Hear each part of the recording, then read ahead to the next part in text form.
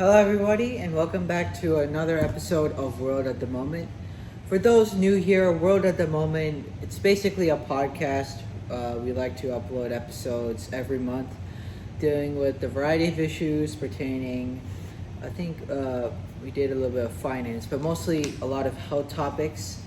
And this month, I wanted to revisit some news that was announced by NASA mid-July. So, as you might know, the world is ready for something new, actually. 50 years ago, obviously, we had the space race where we actually landed on the moon successfully.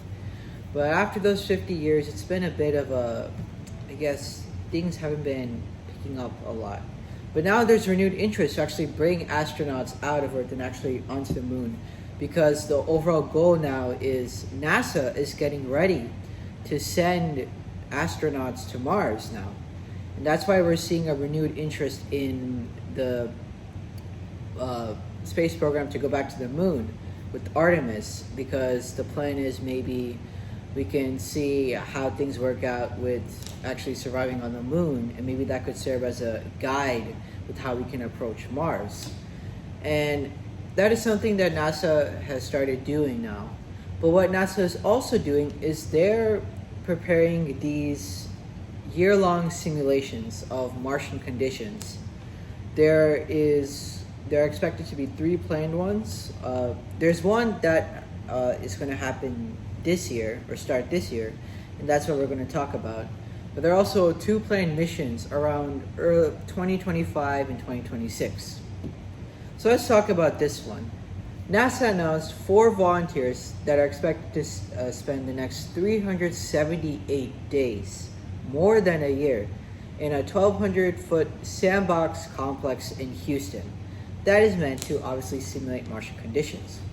These volunteers will encounter a series of obstacles, such as limited resources or equipment failure, weather conditions, and more importantly, any kind of communication that these volunteers would need with NASA, the simulated NASA mission control.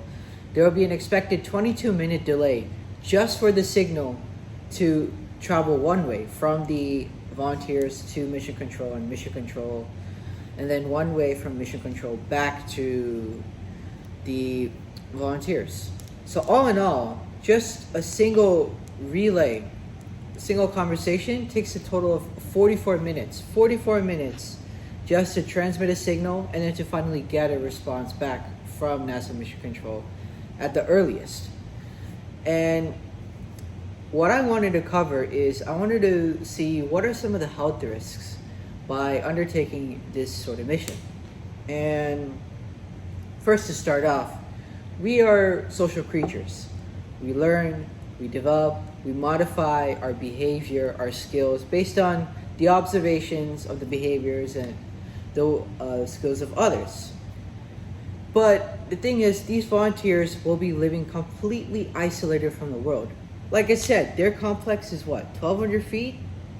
1,200 feet, and it's just the 4 of them? I mean, their only form of contact is just a radio communication with NASA that has too long of a delay to even sustain a good conversation. So, one thing we can think about is the mental health effects. And we can actually see some parallels with living isolated in a Martian environment with living isolated in the pandemic. Because as you might know, millions of people were forced indoors for almost 2 years. 2 years, long time. And the only communication we had is a phone call or a FaceTime with friends or family. And I mean, at least our communication via phone call or FaceTime, it was instant. As for these people, they have, that 22-minute delay.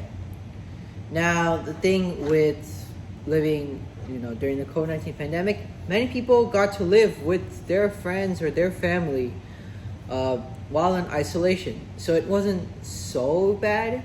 But obviously, there are many who had to live all alone in their apartments or houses during those 2 years. And we've seen studies that have reported higher diagnoses of mental health issues such as depression or anxiety or insomnia. The percent of people who actually felt isolated before this pandemic started to when during this pandemic started, that percent has doubled, which is, not good to hear. And to make things worse, we did not know how long this pandemic was going to last. We did not know how long we were going to have to stay this isolated in such, blocked contact from the world. And because of this, you start to get more anxious. You feel like you're going to miss out on many major milestones. I know that was one of my experiences with living indoors during quarantine. And at some point, when you've been living in isolation long enough and you don't know when it ends, you feel like this is going to be your life forever. However, fortunately, these scientists do have a well-defined period of isolation. They know how long it will last, and they will be mentally prepared for it probably, but it's still a long time. Moreover, I'm concerned about other things as well.